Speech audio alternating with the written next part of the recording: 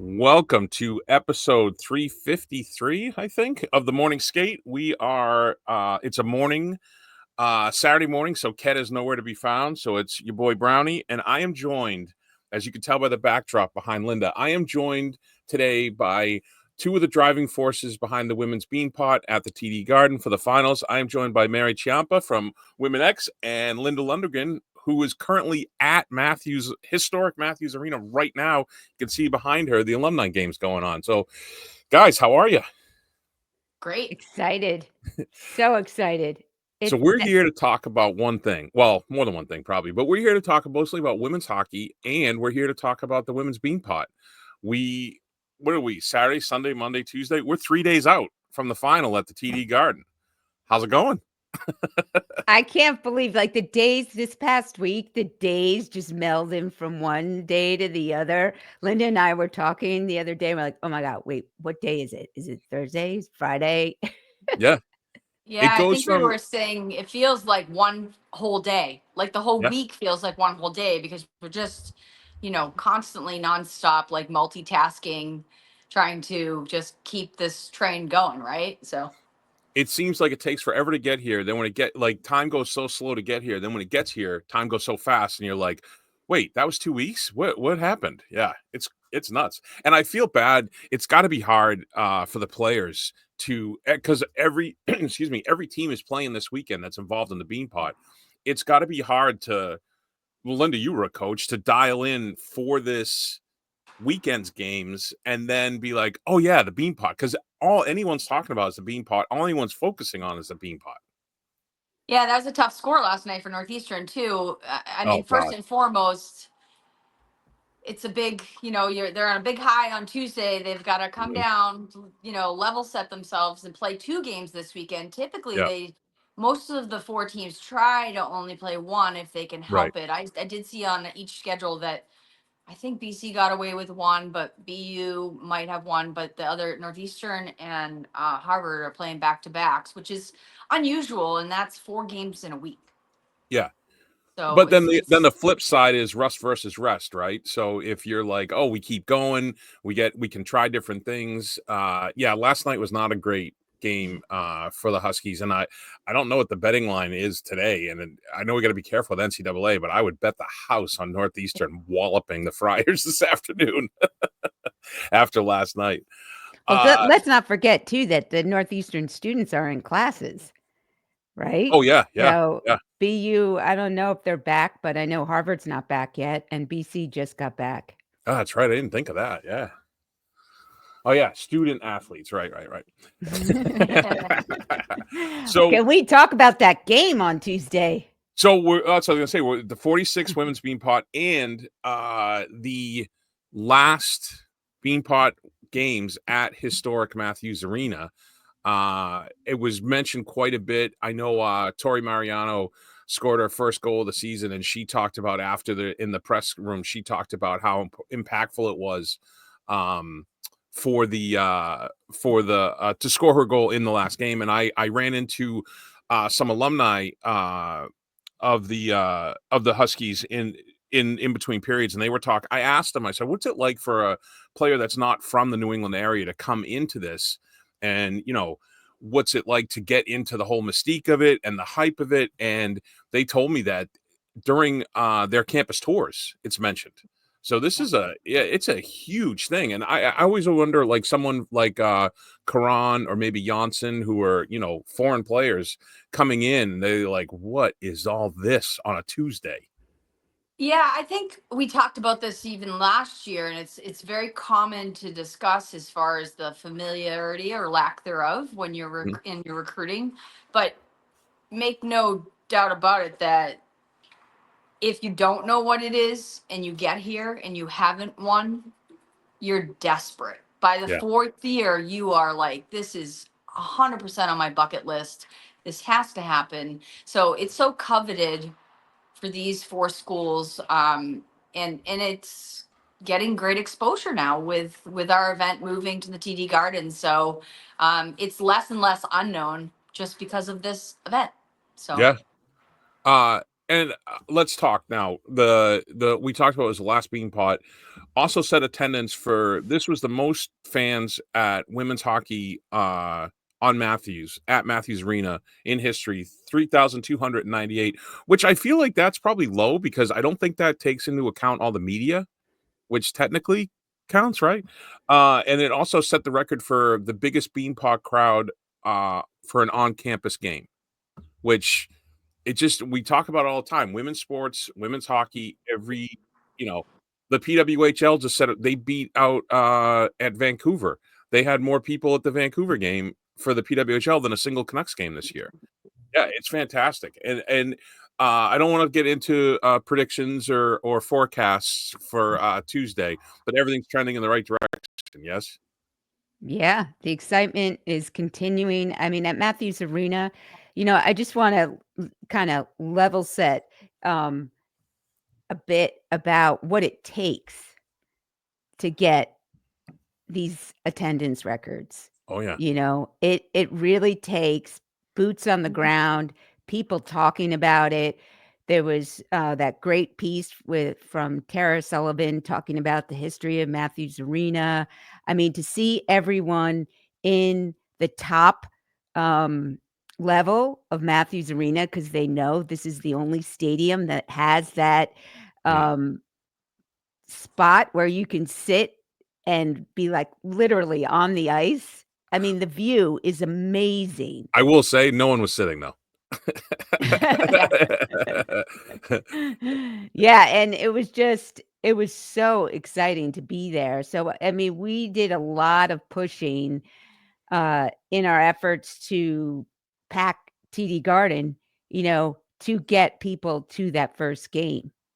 And what I kept telling people when we were touring around with the Beanpot Trophy at the schools at some of the games prior to Tuesday, that the teams bring their best, no matter how they're doing in their standings, they bring their best. And you saw that with Harvard. I mean, oh my gosh. Yeah. They were amazing. That player, and what's her name? I have it here. Angelica McDanis. Is that how you say her name? She scored the game winner. No, Harvard. The Harvard goal. Yeah. Harvard.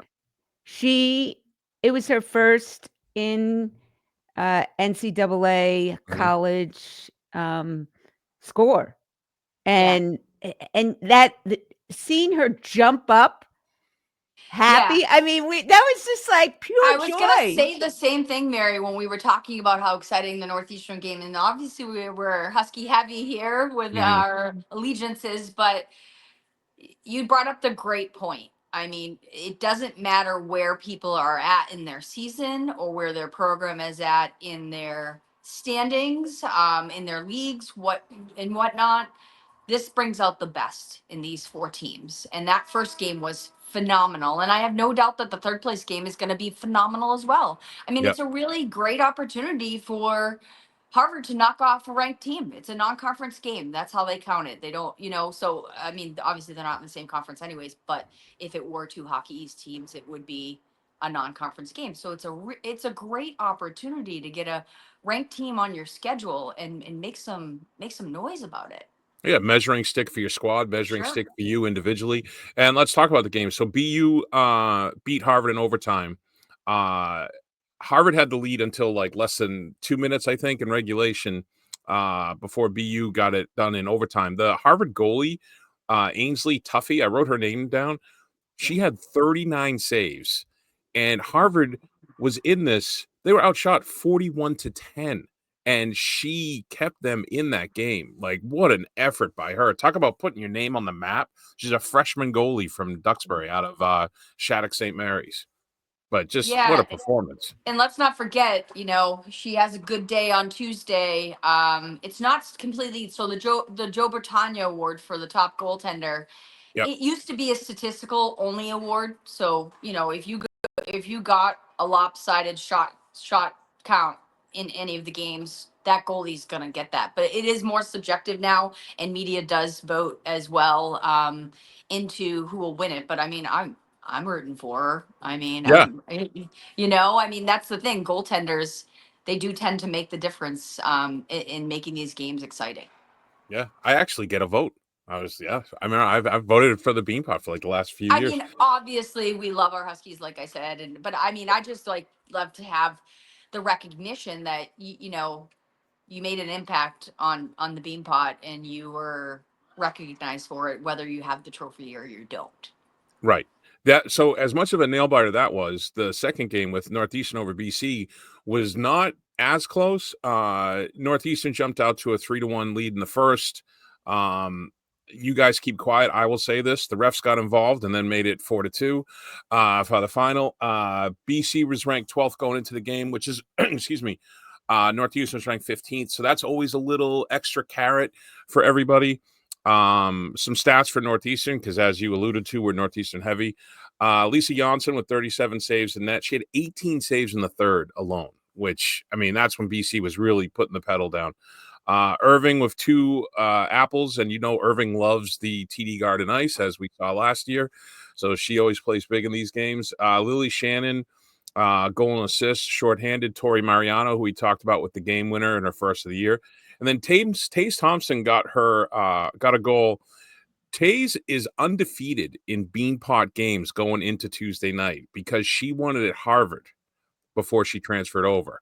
So Taze, I don't know if you should be saying this. I'm feeling a little superstitious about this. No, I don't think, because when I interviewed Taze a while back, we talked about superstitions and she doesn't really buy into them. So listen, there are some players on the squad that I would never have said that. Taze is not one of them. Okay. And then the other one, Eloise Caron, had so many looks in the first Beanpot. She's a big time player. You want to talk about pressure? I predict she is going to go off on Tuesday night. Yeah, that's my bold. She's so fun to watch. That's my bold prediction going in. Yeah, she's really fun to watch. And I heard from Irving's aunt that I think Scurvs' birthday is Tuesday also. So yep, a little added pressure there for the Irving family. But yeah, I mean, so Harvard and BC is the first game, and then obviously BU at Northeastern, a rematch last year. I don't have like all the ins and outs, but I will say this: if Harvard can generate the chances based on the goaltending performances we saw, I would think Harvard would have a puncher's chance there. Harvard seemed to thrive on the crowd, where BC maybe not as much. And then on paper, BC should crush Harvard. But as you said, this tournament, all that kind of gets tossed out the window. So I think they're both going to be highly entertaining games. Rematch of last year in the final. I think it's going to be physical and up-tempo based on the history between the clubs.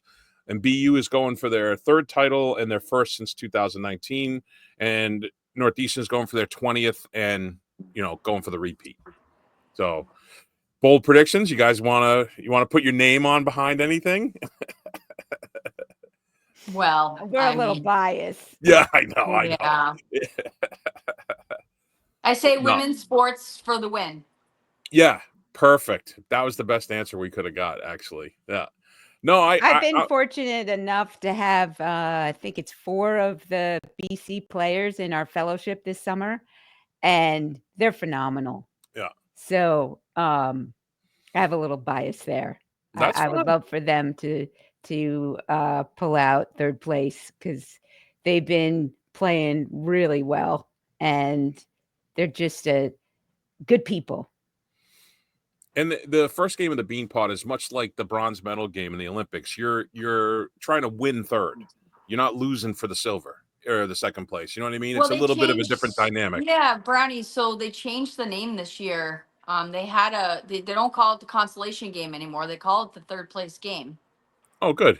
Yeah, so that was something that we saw evolve with the Beanpot Steering Committee for both the men's and the women's is that the name there would be a change to third place, which is great. I like that. And then the overtime is still the 3-on-3, yes? In the final? Yeah. Yeah, Okay. because it's got to be an NCAA game. Right. Yeah, from the perspective of the format. But there are some other changes for the women's Beanpot that we were talking about before we recorded. Do you want to get into that, Linda? Remind me what we were talking about. The Hall of Fame. Oh yeah. So, well, I wasn't sure. Mary, there's a few really. I know. I was gonna say it's the Hall of Fame, Linda. Well, as a former as a current Hall of that. Famer yourself. I know. Go ahead. Yeah, I wasn't sure where we were going with that. I mean, I think one of the things that I really get excited about with our group, with Mary and Molly, and the opportunities that we get to make this unique to the women's Beanpot. And one of the things is how we handle the Hall of Fame. The TD Garden is gracious enough to provide us every Beanpot Hall of Fame alumni that will come back with 2 complimentary tickets to come back to the game. And they give me a lot of leeway with that and just dump some tickets in my ticket wallet and I can get everybody, at the schools disseminating them. But we bring those people back and then we line the home bench. The ceremony is on the ice after the first period. So in the first intermission of the championship game, and all of those people that are able to come back get to line the bench and sort of usher in the 2 new inductees and be present. And actually last year, I didn't even realize this. Someone sent me a picture because I was down there. The Garden puts all the names of the Beanpot Hall of Fame alumni on the ring. Yep. Around. So that's circulating around. And that was just a really nice touch. And, I'm proud that we do that. And I'm happy that the TD Garden folks and the Beanpot, steering committee, when we talk about it, they're in favor of continuing that tradition.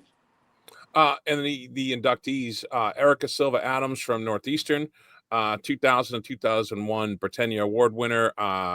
Those were the first 2, actually. That was the first 2 years of that award. Correct. Yeah. She played for the Huskies from 97 to 2001, one of 4 goalies to be a 2-time Britannia, and one of 3 for the back-to-back. The most recent was Phillips, did it in 23 and 24. And then for BC is Dana Trevino. Is that how you say her name? Trevino. That was close. Yep. 2-time Beanpot champ and 2016 MVP. She played for the Eagles from 2011 to 2015. Captain her senior year, and she is still tied for second all-time in penalties and penalty minutes for BC. I don't know if she's going to be thrilled with that stat, but that's the one that leapt out to me, which will stand out to our listeners. So do you know them? I do. Yeah. I do. Okay. I know Erica well, and I know Dana from my time in coaching. I coached against her. She graduated 2015, so it was a little overlap there. And Dana also, I'll give her a better stat than you gave her the penalty minutes, although I don't think she'll have a problem with it. She had 9 points in 7 games across her Beanpot career. Oh, wow. So awesome. I went back and looked at the old game sheets and found some stats on BC and went through that. And she's such a tremendous player for BC as a whole, and just always, you never really coaching against her. You didn't want the puck on her stick in a pivotal moment. So couldn't be happier for those 2. Erica's a very, very dynamic standout goaltender and also coached at BU for their first team. So she was coaching with Brian DeRocher. And Kirsten Matthews. So she has, some fans over there as well when it comes to her induction. So we're really happy for them. I really do love the perspective. Someone like Erica or you that played and coached in the Beanpot. I just think it adds a whole nother layer of understanding and the dynamic and how you approach it. Because I guarantee there's got to be huge difference. Like as a player, you're just pumped up and you want to get out there and go. And as a coach, it's like, okay, let's not blow everything in the first shift here. Because even Dave Flint said that after the game, he was like, the hardest thing was reining them in for that first period with the crowd and everything. It's a hard emotion to handle. And I'm sure it's even bigger. Like last year at the TD Garden, I was getting butterflies. There's no way in anything that I'll be involved playing for women's hockey, but I was getting butterflies in the press box. I cried. I'll admit that. I honestly, so did I. When I stepped out to out of the runway into the loge area, We knew before the game we were getting updates from the TD Garden folks, like it's up to 8, it's up to 9. We were in the Northeastern pregame, and we were looking at our phones, Kelly, myself, and Mary, and going, "Are you seeing this?" They just, and then we're opening the balcony. But it was such a busy time for us with so many things going on that I didn't really have a chance to That I was like, we gotta go. The game's starting. I gotta go find my seat. And I was with my brother and my sister-in-law. I got separated from everyone. And it was one of those things. We came out and the lights came down, and I was like, oh my God. Yeah. And my sister-in-law was rubbing my shoulder. I started crying, and I was like, oh my God, I'm crying. I interviewed Lily Jovetic, and she was talking about they wear the I forget what you call them, the monitors, for their all their stats. And she said after warmups, everybody's numbers were off the charts, like unbelievable. Right. And even Coach Carpenito told me, he's like, if they had one on me, it would have been unbelievable. Yeah, it was crazy. Yeah, it's a very emotional, and I think it's even more so for you guys because of how much. I mean, not than the players, but how much work you guys put into the event to see it come to fruition. It's gotta be like, I don't even know how to put the words around it. Just the emotions of the whole thing. Are there people that you want to give some props to from the TD Garden end? Are you looking at me? Either one. I mean, Trisha and Courtney, I mean, and Meg, they're the powerhouses at TD Garden who are doing the work. They are they've been great in terms of collaborating. We pitched a lot of stories. They picked them up. They continued to pitch them. They had their own stories they were pitching. We've been working with them on group ticket sales. We've got a lot of interest from group ticket sales, and that's been wonderful because we get these inquiries from parents who are part of a youth hockey team, right? And then we get to connect them and say, hey, this player is from your hometown, and so they can say, oh great, we're going to come support them. And it's just wonderful to see that youth connecting with their their inspiration. I personally love the Hall of Famers and the older trailblazer who really pushed through to open the door. But the youth really like those, college students. They look up to them. It's really awesome to see and sweet. And for the athletes, I mean, what keeps us going, or at least me, is quotes, that they have shared with us. Molly has done an incredible job of building our presence on Instagram. We're at the Women's Beanpot there you go. on Instagram. And she has been one of our teammates on our subcommittee is a college student at Holy Cross. She's a softball player, and she gave us this idea. Well, at their school, they highlight on their socials a countdown. So if you have you wear the jersey 16, then on 16 days before your game, they'll highlight you. So Molly picked that up. She's been doing an amazing job in getting quotes from the athletes, and they just that keeps us fueled to keep going, to get people to show for these athletes, because when they did walk out, onto the ice last year with 10,633 attendees, they just couldn't believe it. Yeah. It was go ahead. I'm sorry. Go ahead, Linda. No, I just want to give a huge shout out to Molly for that. Molly Pritz has been our rock with this and brought Mary and I into the times with the socials. I don't do much other than look at like things, what's a meme? Yeah, we've had some funny conversations about it. But we would not be where we are with the presence on socials without all of Molly's efforts with this, and it has definitely up leveled our efforts and our visibility. And it's at the Women's Beanpot, no apostrophe. So everybody should follow. The content that she puts out is fantastic. Yeah, it's really good. Yeah. It's always nice too. I think, like, we've talked in the past, either on recording or off recording, about how everyone is inclusive in the women's game. And you really get to know the players, I feel, in a different way. They're a lot more open and sharing, and it's just a very inclusive is the only word that I feel like describes it, the atmosphere. If you're questioning if your kids can go to these games, 100% bring them. It's family fun, it's family friendly, everyone's nice, everyone's open, everyone wants to just see it all succeed and be supportive. And all that aside, it's unbelievable hockey. It's unbelievable hockey. It's the best. Yeah. So, and there's some other stuff too, right? You want to talk about the hero, the Before we collectibles? go there, Sorry. want to, because I think it's adds to what we're talking about here. I just want to. Do you mind if I share a quote from Jenna Carpenter, who is from BC? This is what she wrote to us. Playing in the Beanpot last year was a moment I'll never forget. Stepping onto the ice at TD Garden with the energy of so many passionate fans filling the arena was a reminder of just how special and powerful the women's hockey community is. It wasn't just about competing for a trophy. It was about the history we're building, the dreams we're chasing, and the unity we share in a sport we love. Yeah. It's awesome.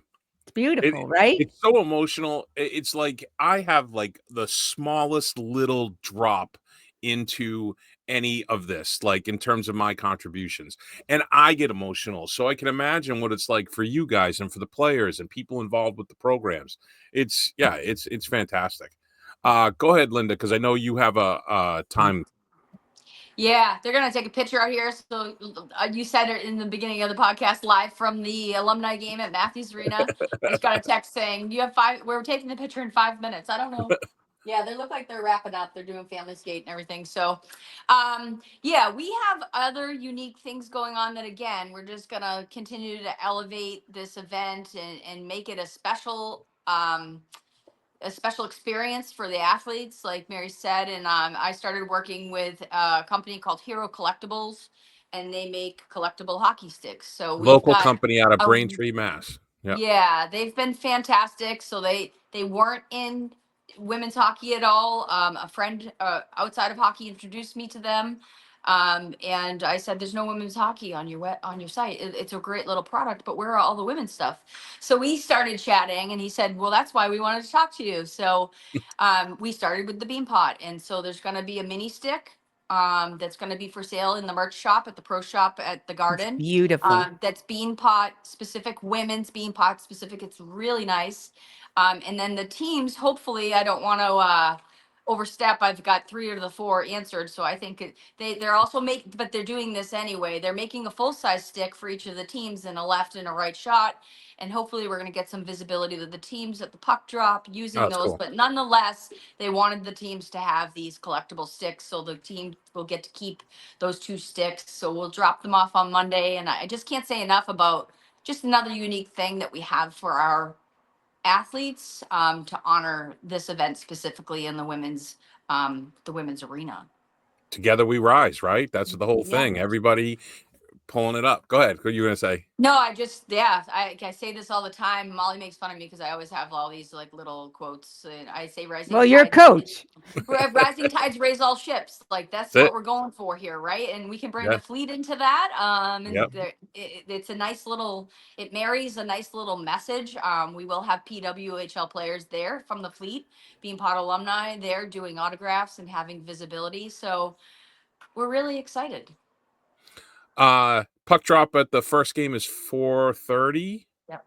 Yep. On Tuesday, and then the championship game is 7:30 puck drop. It's a long evening of some of the best women's hockey on the planet. You can make the argument that some of the best hockey period on the planet, with the emotions and how everybody is so gung-ho for this tourney. Do you have anything? Just go out, get your tickets. We're gonna go ahead, Mary. Yeah, I was just gonna say, so just the significance in the Beanpot, and I this is just a story I've been kind of loving, is that 27 of the Beanpot players are now playing in the PWHL. Yeah, that's amazing. 27, right? That's a pretty high percentage. So this is a path to pro, right? These are athletes that are going to be playing professionally. So what an opportunity to come to TD Garden for, $20 a ticket and bring your whole family and see some of the best players in the country play. in the world. Yeah, in the world. And they will go on to be playing professionally. We will be meeting in between games at the Silver Bullet Bar, which is located on level 4 across the loge. And we're going to be, that's where the PWHL players, we're calling it Picture with the Pros. Nice. And then, of course, some trailblazers, women in the sports community will be mulling around. So meet and greet, network, meet some incredible athletes, get some pictures, and make this a night you'll never forget. Yeah, and for the head of officiating, I'll be buzzing around if you want to come yell at me for all my posts that rip on you.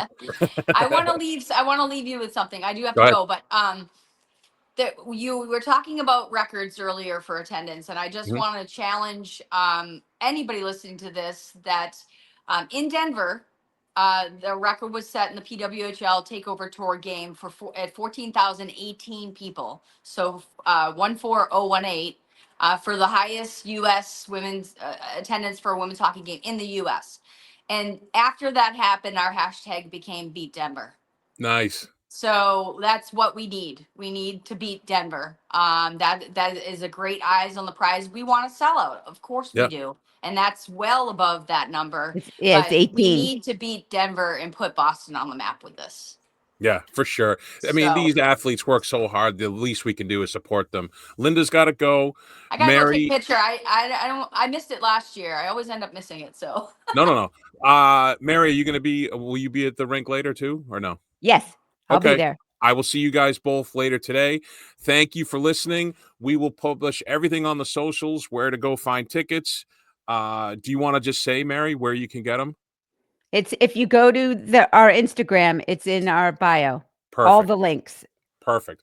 All the links. Rising tide lifts all boats, and thanks to that rising tide, myself, Linda, and Mary are all floating along as well. So thank you for listening. We'll see you Tuesday, and I'll see you two later today. Sounds great. Thanks for having us. Thank you. Thanks for coming on.